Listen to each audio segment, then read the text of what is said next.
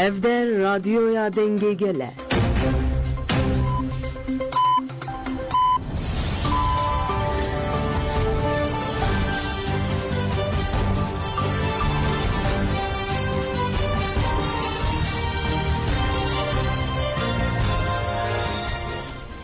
Jiravedan uçyan radyo denge gelden başkodarin heja iruyeki gulane 2025 penşemli Brüksel saat 13 lamede çarde. Hemen uçendina var ujede peşkeş bikin despek çanserin uçenme. KJK bu bone ke gulane roja ketkaran a cihane da huyan ektan. Lezuri yeke gulane rebera poslav ketkarin cihane reşant. Ve İstanbul'e zedetiri düset kesatımı çavkirin yeke gulane de coşte piroz kere. Rojava Kurdistanê jî pirûzbaya yekê gulanê dest pê kir.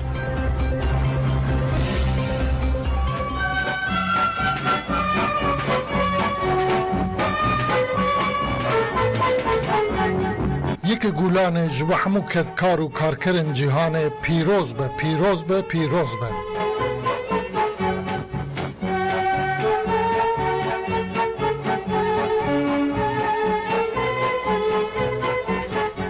Koordinasyona Komelenjine Kurdistanê KJK bu boneyeke gulane roja ketkaran a cîhanê da xuyanê ekda.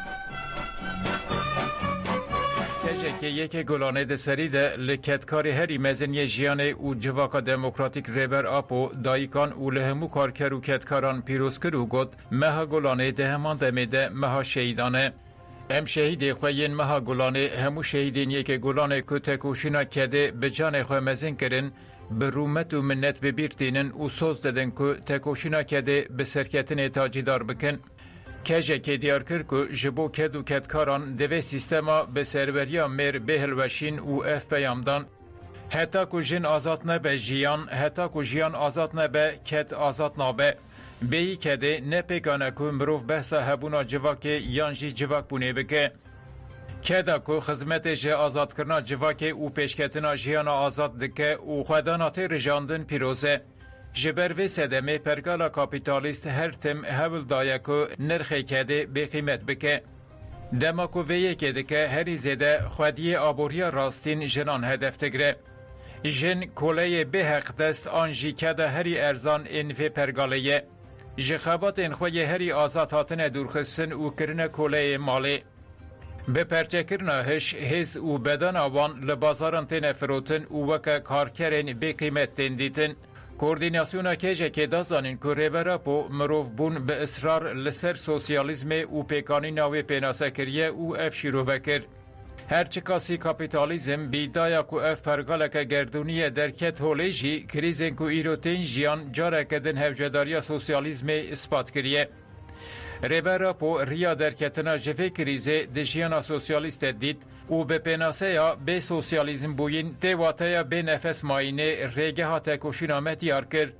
Li ser vê bingehê ji xeyalên xwe bigirin heta jiyana xwe pêwîst e em kar û xebatên xwe têxin xizmeta jiyana azad. Civaka azad û demokratîk a ku îro li Rojava hatiye avakirin encama keda jinan e û encama keda xwediya rastîn a aboriyê jinan e. Rêbera po 27 sal di zindana ku dîl tê girtin bi jiyana sosyalîst nîşan da ku sosyalîzm jiyaneke. Di dawiyê de koordinasyona KJK îşaret bi pêngava TJK'yê ya sisiyê Golanê kir û ev ban kir. Di çarçoveya vê banga aştî û civaka demokratîk a rêbera po de TJK'yê ji bo azadiya rêbera po dest bi pêngaveke nû kir. Em sisiyê Golanê bikin roja hevdîtina jiyana azad a bi rêbera po re. Li ser vê bingehê em bang li jinên Kurd û hemû jinên ku dixwazin bibin hevreyên rêbera po bi rihê berxwedana yekê Golanê û bi şiyara sisiyê Golanê diyalogên bi jiyana azad re beşdarê çalakî û xwepêşandanan bibin.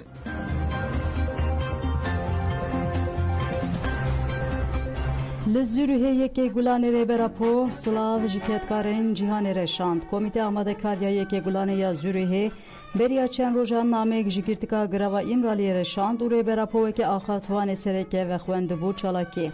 Büroya Qiyasê salê jî bi navê rêberapo peyamek ji wan re kir. Di peyamê de hatiye gotin. Bi pêşengva têkoşîna kedê çandeke geleke cidî ya berxwedanê hatiye firandin. Berdêlên geleke giran hatiye dayîn. Ev hewldan ticarî kêm nebûn. Tevgerê kedê bi danheviya xwe ya dîrokî û çanda berxwedanê sosyalizm hin pêkan kir. Birêz Öcalan piştî têkoşîna 5 salî pengaveke dîrokî bi îtayeke mezin daniye holê. Pêvajoya Aştî û Civaka Demokratîk ve pêvajoya avakirina sosyalizma demokratîk. Têkoşîna Aştî ji bo azadiya civakiyê, azadî jî bi perspektîfeke wekeviyê ya jî cihêrengiyan pêkan e. Ev pêvajo ne tenê ji bo hevgirtina wekev û azad a gelê Kurd û Tirk e. Evlehî aramiya çand nasnameyên cuda yên gelên herêmê tevane. Li hemberî polîtikên serdestan perspektîfa yekitiya demokratîk ya gelan e. Avakirina îtifaqa internasyonal ya bindestan e û rêbaza bingên a fereseta azadî û aştiyê ye. Têkoşîna sosyalizma demokratîk hewldana mezinkirina wê ye.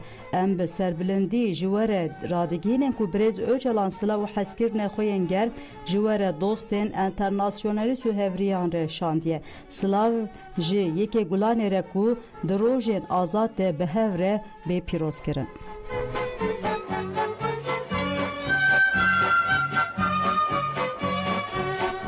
Li İstanbulê zêdetirî 200 kes hatin binçavkirin gelek sendika û sazî li ser banga Komîteya Amadekara Yekê Gulanê bi bonê Yekê Gulanê roja yekîtî piştevanî û têkoşînê xwestin têkevin qada Taksimê. Polîsên ku destur nedan êrişî girseyê kirin. Şaxê Komelê hukuknasên hemdem cihê de ragihand ku zêdetirî 200 kes hatine binçavkirin. Di nav binçavkiriyan de hevserokê giştiyê SP Murat Çepnî, Parêzer Roşhat Tunç, Saruhan Efe Kadavçı, Zülfü Sabri Batı, Arikan Hurtaş û Yunus Emre Işık ji hene. Endamên înşaat îşê ku ji bo bimeşin Taksimê hatin Mecidiyeköyê jî hatin binçavkirin. Ciwanên dixwestin ber bi Taksimê ve bimeşin jî bi duruşmeyên binçavkirin girtin û zext nikarin me bêzar bikin bertek nîşanê êrişa polîsandan. Ciwanên ku duruşma qada Taksimê qada Yekê Gulanê bers kirin destên wan ji pişt ve hatin kelepçekirin û hatin binçavkirin. Endamên SP û Soldapê hatin qada Şişliyê û li wir hatin binçavkirin. Her wiha bi 100,000 karker û ketkar li gelek bajaran herîkên qada Yekê Gulanê. Di serî de İstanbul û Van û Amed li gelek bajaran bi bonê Yekê Gulanê cejna karker û ketkaran çalakî û xwepêşandan tên li darxistin. Bi 100,000 karker û ketkar tevlî çalakiyên bi duruşma ji bo ket, aştî û demokrasî û adaletê em ê bi ser bikevin bûn.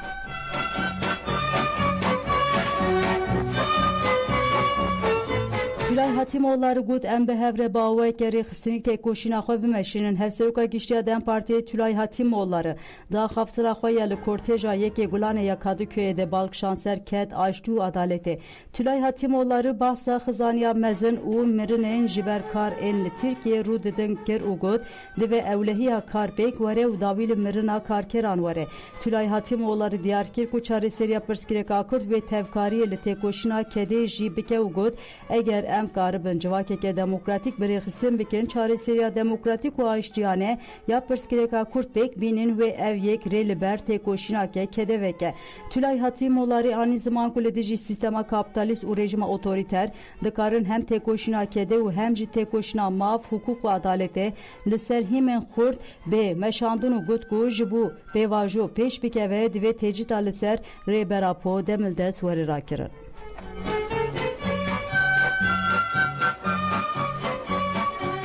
Li Rojava coşa Yekê Gulanê dest pêkirdanê sibehê ji dêrê Koçerat girkelêgê Çılaxa û Tilkoçerê bi sedan kes berê xwedan Swêdekê ji Qamişlo Tirbesiyê Tilhemîz û Amûdê jî girseya gel berê xwe da mizgeftê. Kurd, Arab, Suryanî, Êzîdî û PKK'yên din bi kincên xwe yên herêmî û posterê rêberapo tevlî pîrozbahiyê bûn. Çalakiyan bi deqeyekê rêzgirtinê dest pê kir. Komîteya Amadekar dest pêkê peyamek da û diyar kir ku bi têkoşîna hevpar a gelan û karkeran civaka demokratik adina ve aştiyê de dikare ava bibe. Li gul Komîteya Amadekar پیکار آشاهیا لگونده سویدی دشاهی ده کما جودی هنرمند سمیه محمد هلبسوان فرهاد مرده کما الفتریا کما شهیدن قراجوغی یا گوونده هنرمند طارق الحسین حسن دیرک و وایل حجو در کویسردکی ده پیروزبایا لبنداوا مزگفته دجی کما بوتان کما نوروز کما آگیری هنرمند لاوین سید یوسف کما شهید روان و گوونده کما شهید ساکینه یا شانوی هنرمند محمود عثمان موید شیوش کما شهید خبات و هنرمند ایماد سلیمان هنر خو پیشکش بکن لحسه که جی ده ساعت ده 18 هانده پیروزبایا یک گلان لپارکا 4 نیسان دست ببکه شینی انجه حسه که دربسی تل تمر تل براک هول و شه داده جی بشتار ببن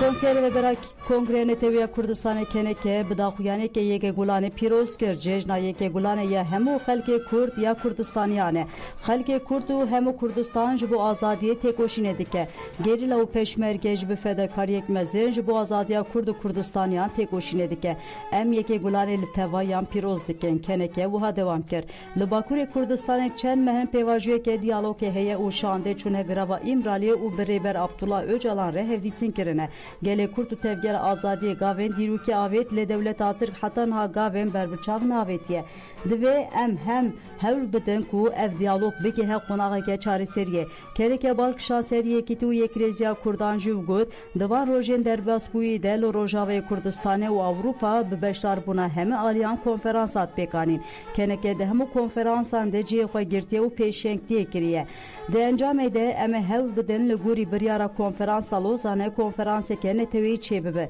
dve hemu hezen kurdistani yekitiya xwe xurtir bikin u ledi ji hezen dagirker tekoşine bike kereke banklı gere kurtu hemu kurdistaniyan kerku bijoşeke mezen tevri piruzbayen yeke gulane bibin u ledi ji dagirkeriye denge xwe bilind bikin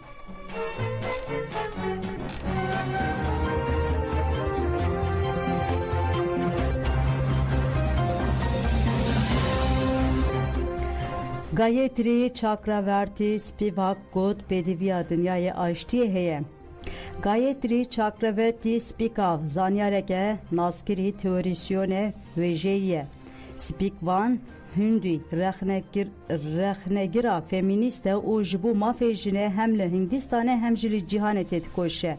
Spivak be peyameke destek da bangare berapoya jibu aştı ucvaka demokratik dem partijili ser hesabe xoya medya dijital peyama Gayatri Jarviriski Spivak parveker. Spivak dibeje ez be şertu şürüt destek ededim pevajuya aştiye ez jipet zanım ku meşandına pevajuye bevi rengi hesanine jiber ku dahatuye kedirej aşer heye u geleke caran agir besatiye bin pekirin ledi sajihin işaret hene ku ve peşketinin hevidar pekben her çendi ez mruveke pasi herçi ez miroveke pasifistim. Heke biqasi sere derziyeji mecala bidawibuna şer hebe ez xwe berpirsar dibinim ku bibin parçeyek jive pevajiye. Dinava dijberande heke rewşeke li hevhatine hebe ez jî tê de cê xwe digirim. Ji ber ku ev dijberî sunîne hatine avakirin lê ya esasî piştevaniya mirovaniye ye. Şer jî wusane. Hatine çêkirin lê mirovên jiyana xwe ji destane nayên nas kirin le agirbez ne usane ev niviskine u dive her jestek were parastin ez carek edin duxwazim desteke xwe ya ji bu pêvajiyê bînim ziman lalî edin ez dixwazim derheqê piştevaniya xwe dispêre zayên da civakî jî hîn zêdetir serwext bibim gotin û daxwaza min adawî û esasî jî ev e bila ev pêvajî mayînde û domdar be pêdiviya dinyayê bi vê heye spas ji were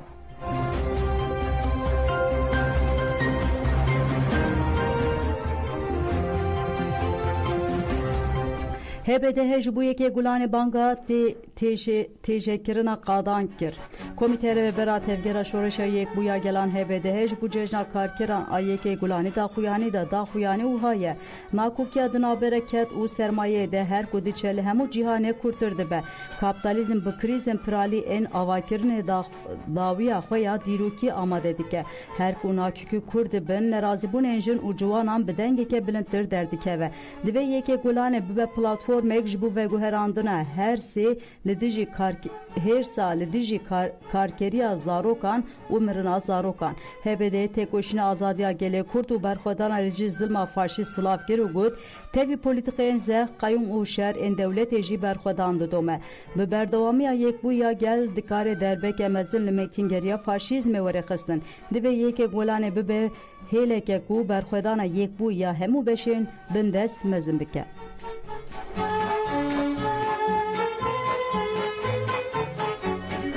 Kesên serdana sırı süreye önder dikin dixwazin gav bên avêtin Parlamenterê Dem Partiyê Saruhan Oluç bahsa têkoşîna önder ya ji bo aştiyê kir û got birêz önder hem di pêvajiyê diyaloga ya di navbera 2023-2015 de hem pêvajiya nû de bi roleke aktif rabû. Hemû kesên ku siyasetê li hev nakin di têkoşîna civakî de ji hev dûrin ji bo tenduristiya sırı süreye önder hatin vir û daxwazên xwe yên baş anîn ziman. Ev yek ji bo me pir girîng bû.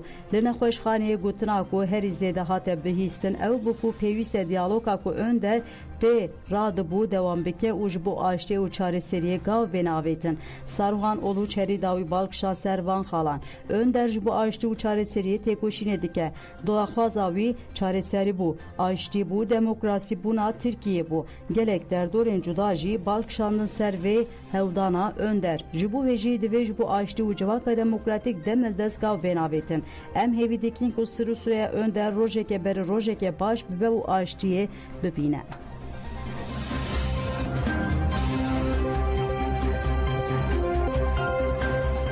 Li girtîga Aksarayê taliyê bi dehan girtiyan hatiye astenkirin Wekîla Dem Partiya Şirnexê Newroz Uysal Aslan têkildarî binpêkirînê dijî girtiyan li meclisê daxuyanî da.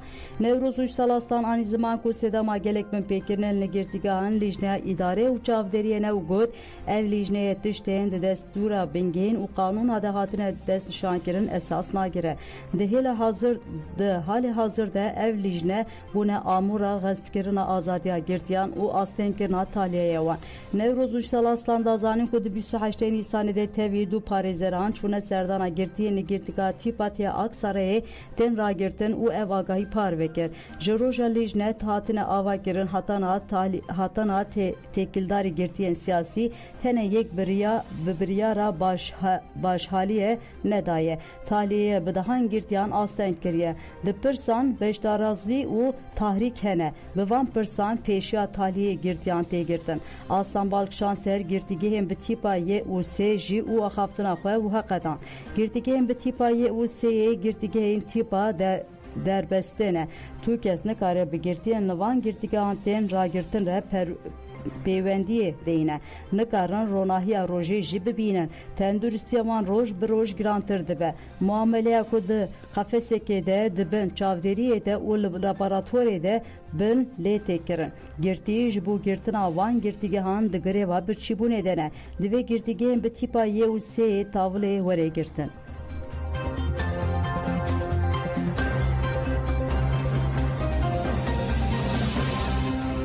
Rêxistina ekolojî li dijî talana xwezayê li Kurdistanê kampanya tu jî dareke biçîne jiyanê şîn bike dane destpêkirin. Heberdeke tevgera ekolojiya Mezopotamyayê Derya Akyol têkildarê mijarê axivê got armanca me ya ji vê kampanyayê ew bi kulê dijî qirkirina xwezayê bertêkên nîşan bidin. Şirnex bi taybetî hatiye hilbijartin û pir zêde rastî qirkirina xwezayê tê.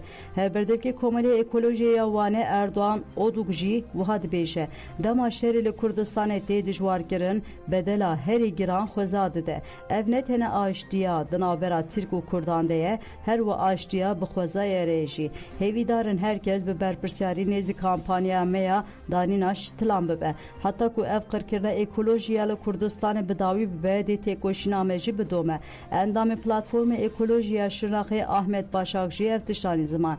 Müdaxaleyî xwezayê dikin û xelkê dîsa koçber dikin. Li botanê li serê her girekî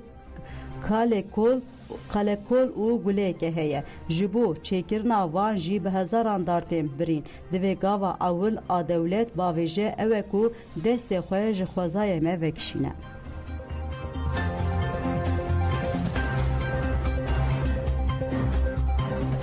Neweya jin hejmara Meha Gulanê gihand ber destê xwendekaran.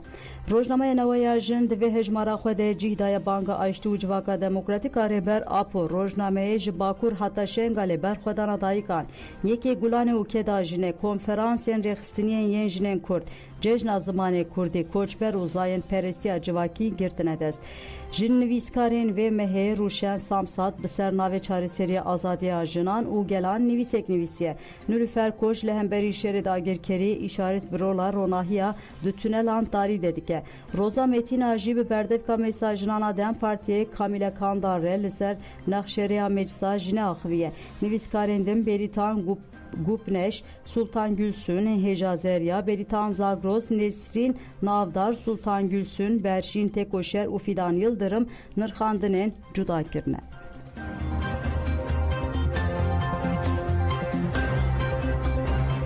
Balafireke İsrailê kombûna hêzên Şamê bombebaran kir. Wezareta Karê Hundiriyê Desthilatdariya Şamê ragihand ku balafireke bê miroviya İsrailê derdora bajarokê Sahnayê êrişî kombûneke hêzên desthilatdariya Şamê kiriye. Di encamê de çekdarek hatiye kuştin û hin çekdar jî birîndar bûne. Çavkanên herêmî jî ragihandin ku İsrail ji şevê din ve hêzên Şamê dike armanc.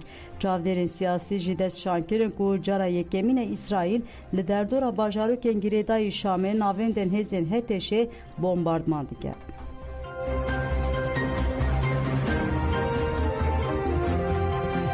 Belêgodan jemen û çênîv û pêşkêş kirin ji bo godarkirina we spez em ê niha berê xwe bidin qadên Yekê Gulanê.